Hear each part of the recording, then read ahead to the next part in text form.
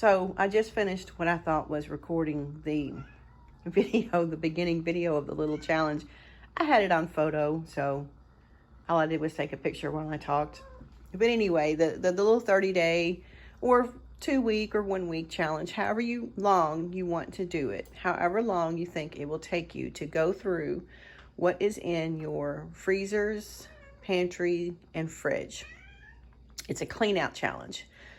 You know, we go to the store, we buy new things almost weekly probably, and we put them in the freezer or the pantry, and then they just get left there, and we keep adding to it.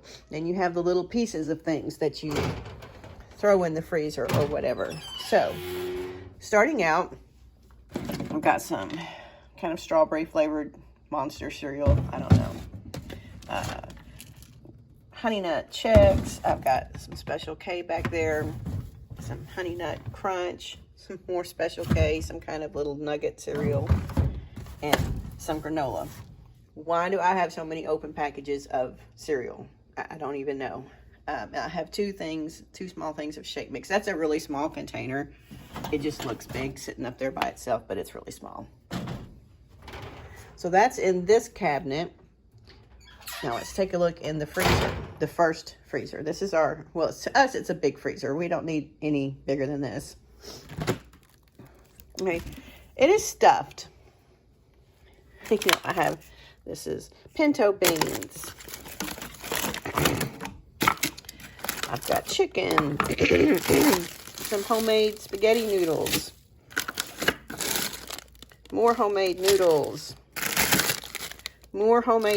and see, if you don't eat these, they'll just get ice crystals and freezer burned, and then what happens? You throw them away. A piece of a bag of frozen veggies. Some multigrain rice that I cooked up and froze for meals that I have never made anything with. So, I mean, there's a lot of actual random stuff in here that needs to have something done with it. I mean, we need to have something done. Okay, that's this freezer. And this is just the top shelf. Mixed veggies. Spaghetti that we didn't eat all of, and I'm not going to throw away. You know, more pasta. More pasta. So that's that freezer. We'll move on to the other freezer and the other freezer and the pantry. This is the little shelf right outside my pantry. It's just mostly my baking stuff. And I found out that I don't like that vegetarian vegetable soup. So I've been mixing it with my outside dog's food. Just open a can and give it to him. He seems to like it, so whatever. So this is just baking stuff. Now in here, now there's no way I can go through all this food in a month with my husband. But that obviously means I do not need to go to the grocery store. What could I possibly need to get at the grocery store? I mean, there's plenty of stuff in here. Now, see, I use these August Farms. You see these sitting around. I use these. They're not just there for stocking up. But there are some things I've got in here that I've had forever, like these muffin mixes. Sounded really good, and I got them at a discount. I have never eaten the first one. So, why? Why do I just buy this stuff and then let it sit? That's the point of this challenge. Like, my sister gave me these. I had no idea what to do with them. That's probably why she gave them to me. She didn't know what to do with them either.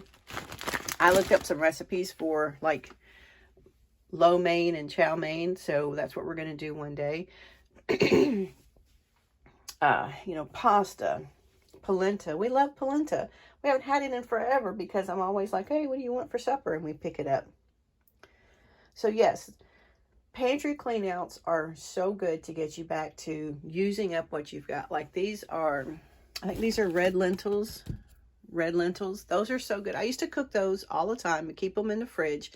And I would have them on my salads. I would add them to meatloaf. They're a great protein addition to stretch meat. You can add them to soups because they can basically just cook down to nothing and they'll make the soup creamy. I bought this rice I've been wanting to try.